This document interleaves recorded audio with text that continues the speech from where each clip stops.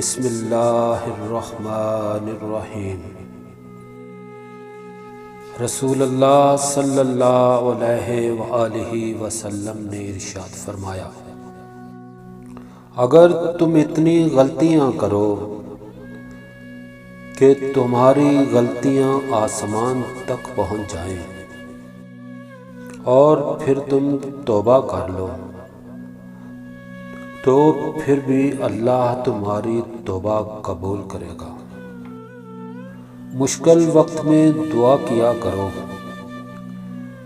کیونکہ جہاں انسان کا حوصلہ ختم ہوتا ہے وہاں سے رحمت خداوندی شروع ہوتی ہے۔ جو شخص صبر کی سواری پر سوار ہوتا ہے وہ کامیاب ہو جاتا ہے۔ دوسروں کی کہانیاں چھوڑو، اپنے آگے بھی آئینہ رکھو۔ والدین اس درخت کی طرح ہوتے ہیں جن کے سائے تلے بچے خود کو سب سے زیادہ محفوظ محسوس کرتے ہیں۔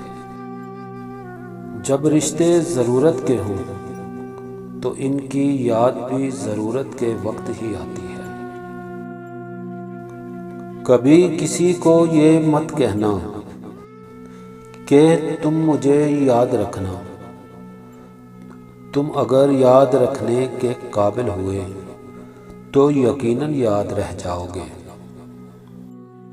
تمہارے نفس کی تربیت کے لیے اتنا ہی کافی ہے کہ تم ان چیزوں سے دوری اختیار کر لو جو تمہیں دوسروں میں بری لگتی ہیں۔ ہر انسان اپنی زبان کے پیچھے چھپا ہوا ہے، اگر اسے سمجھنا ہے تو اسے بولنے دیجیے۔